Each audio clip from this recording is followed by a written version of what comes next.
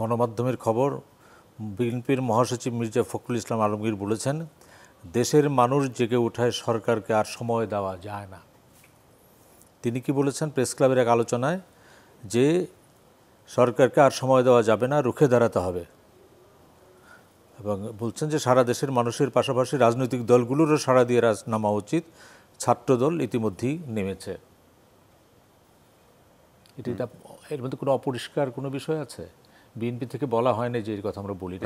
এরপরে আবার তাদের বক্তব্য ছিল যে আমরা নৈতিকভাবে সমর্থন দিয়েছি, আমরা আন্দোলনের মাঠে নেই। ওই জামাত আর বিএনপির যে হরতাল ডাকলো বিএনপি, জামাত নৈতিকভাবে সমর্থন দিল, এটাও কি আমাদের বোকা বানানোর একটা মানে? আমরা কি এতটাই বোকা যাবে?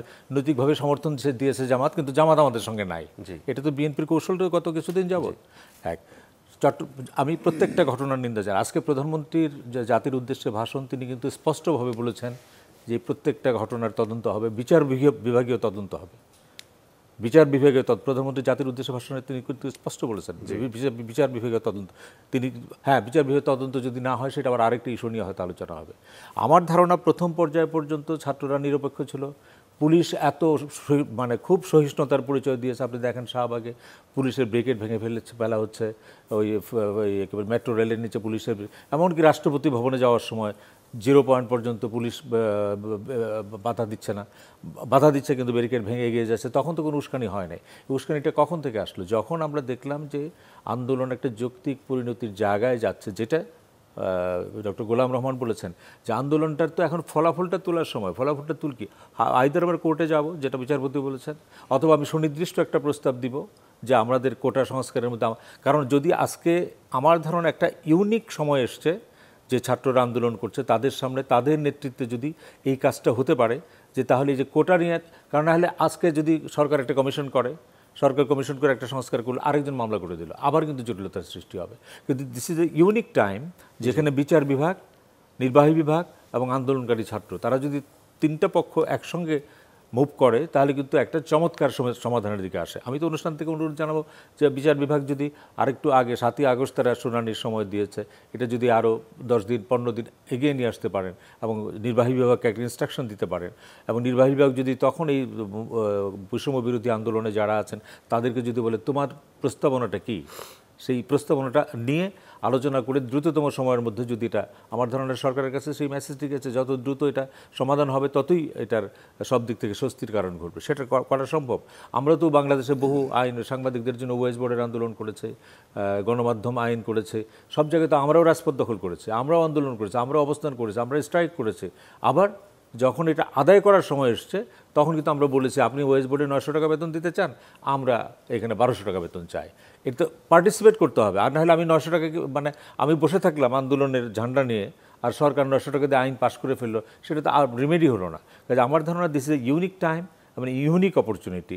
এত দুঃখ কষ্টের পরেও, আমি ছাত্রলীগের প্রসঙ্গটাতে গেলাম না, যেটি স্যার বলছেন, তারপরে আমার ধারণা this is unique opportunity for the বৈষম্য বিরোধী আন্দোলনে যারা আছেন তাদের সামনে, যে তারা কিন্তু একটা ইতিহাস সৃষ্টি করতে পারে। তাদের বিকল্প একটা প্রস্তাব কালকে কোর্টে পাঠাক, এবং তারা বলুক বিচারপতিকে, প্রধান বিচারপতিকে, যে আপনি 7 তারিখ না, এটা আরও এগিয়ে নিয়ে আসেন। এবং কোর্টের পরিস্থিতি এখন যে পর্যায়ে গেছে, এখন থেকে চাইলে কি এত সহজে এটা সম্ভব? খুব সম্ভব, আমার ধারণা খুব সম্ভব। অন্তত মাননীয় প্রধানমন্ত্রী যে জাতির উদ্দেশ্যে ভাষণের পরে তিনি যে জায়গাটা এসছেন, সম্ভব। যদি আর ধরনের যে ছাত্রলীগের কথা বললেন, বহিরাগত সব পক্ষেই গেছে।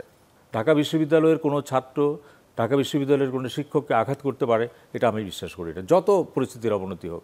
কিন্তু সেই দিন শহীদ মিনারে 5 জন শিক্ষকের উপর আঘাত করা হয়েছে, এবং আপনাদের টেলিভিশনে দেখানো হয়েছে মুখের মধ্যে গামছা বেঁধে কারার গেছে। আপনি খালি টুকাই বলেছেন, টুকাই না, আরও বড় লোকজন গিয়েছে, দুই পক্ষে গিয়েছে। প্রো ভিসি ডক্টর সামাদ বলেছেন উভয় পক্ষেই বহিরাগতদের সমাবেশ ঘটেছে। আর এই হল দখল আজকে দেখেন আপনি, যেটি ইমোশন। এই আন্দোলনকারীদের বহিরাগত কিভাবে হবে? কোন আন্দোলন? যদি তারা যদি রাজনৈতিক কোনো গ্রুপ না হয়, সক্রিয় না হয়, তাহলে তাদের বহিরাগত কিভাবে? সেটাই তো বললাম, যে বহিরাগত ঢুকেছে বলেই তো ঢাকা বিশ্ববিদ্যালয়ের যারা আন্দোলন করছে তারা ঢাকা বিশ্ববিদ্যালয়ের শিক্ষার্থী না। এরা কোনো শিক্ষকের গায়ে কখনো আঘাত করতে পারবে না, কিন্তু ওদের মধ্যে তো বহিরাগত ঢুকেছে। এবং তারপর আপনি ধরেন চট্টগ্রামের ছাদের উপর থেকে রক কেটে যে ফেলে দেওয়া হয়েছে, এটা কোন রাজনীতির কোনো সিমটম আছে এর মধ্যে? দেখা যায়, জিততে পারি আমরা তো। কাজেই এটার মধ্যে যতই সময় আপনি দিবেন ততই এটা ঢুকতে থাকবে। কাজে আমার ধারণা this is a unique time and unique opportunity, যে প্রধানমন্ত্রী ভাষণ দিয়ে একটি জায়গায় অবস্থান নিয়েছেন, বিচার বিভাগও আপিলটা হয়ে গেছে, এখন আমার ছাত্রদের পক্ষ থেকে যদি একটা প্রস্তাব নিয়ে যে এই প্রস্তাবে আমরা কোটা সংস্কারটা আমরা এইভাবে চাই, কারণ তারা যদি কোটা সংস্কারটা কি চায় এটা যদি পরিষ্কার না করে তাহলে পরে সরকার হয়তো কোর্টের নির্দেশের পরে একটা সিদ্ধান্ত দিবে, না, আবার কিন্তু সেই দাবি কি কোর্টে দেওয়ার মতো? সেটা তো বিচার বিভাগ তো আলাদা এন্টিটি, আর নির্বাহী বিভাগ আলাদা এন্টিটি। সেই দাবি নির্বাহী বিভাগের কাছে করা যায়, বিচার বিভাগের কাছে কি করা যায়?